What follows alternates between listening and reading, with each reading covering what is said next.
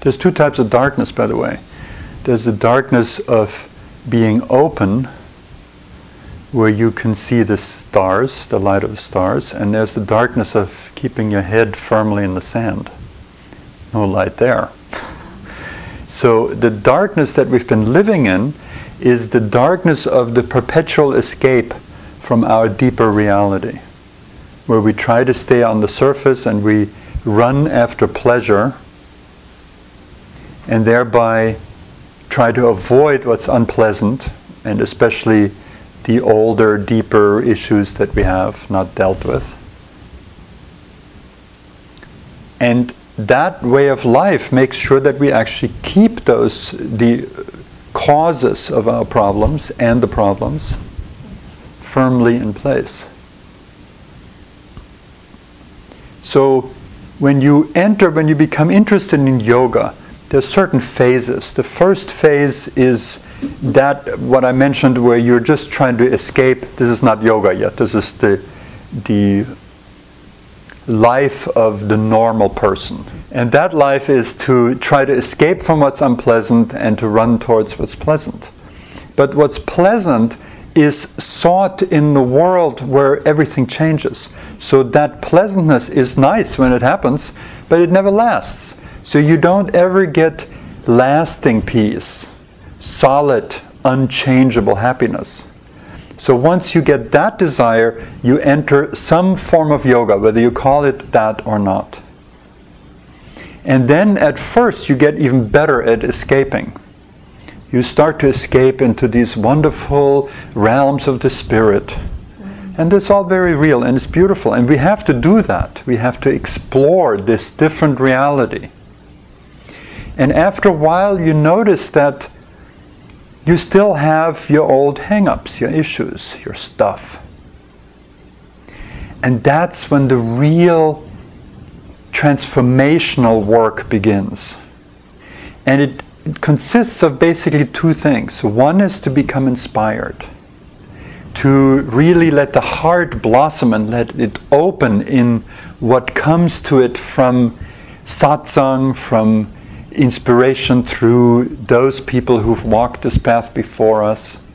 So that's real important, to strengthen the heart. That never stops. But then the other part is to pay meticulous attention to those things that create our suffering. And now when you look at your patterns of suffering, you may use psychological words to describe them, that you're prone to depression or anxiety or anger or relationship problems or addictions or whatever. You can simplify it by realizing that whatever problem picture you're facing in your life, it goes back to your stressful thoughts and beliefs, which create stressful patterns of emotions, which create stressful behaviors, and eventually create a stressful world. So we have these four levels: thoughts, emotions, behavior, and the physical manifestation of in our life. And we can interact with our problems on all four of those planes, those modes of manifestation. But the most effective is to interact with them on the level of cause, the level where it starts, which is thoughts and emotions. So with thoughts, what do we do with thoughts? We question them, we use the work to see through them and see a greater truth, and it's that truth that sets us free. It dissolves the thought, because when you've seen the truth about a scary thought that you may have had for a long time, and that truth happens to be not scary at all, which is what usually happens, then you can no longer believe that scary thought. It's like the snake in the rope. As long as you imagine the snake, you're terrified. But the second you see the rope, can you ever make yourself afraid of the rope? It's impossible. The game is over. So that's what we do with thoughts.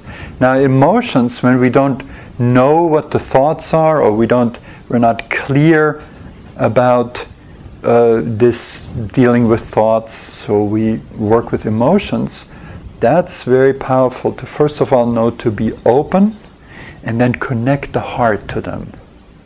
With heart sourcing, connect that essence of the heart, this exquisite source of light, of kindness, of profound compassion, and connect that to wherever in your body you're feeling the emotion.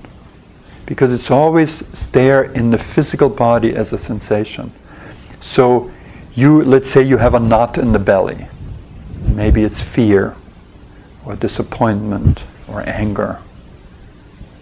And you let yourself feel that. That's where you have to go beyond this old addiction of not wanting to feel what's unpleasant.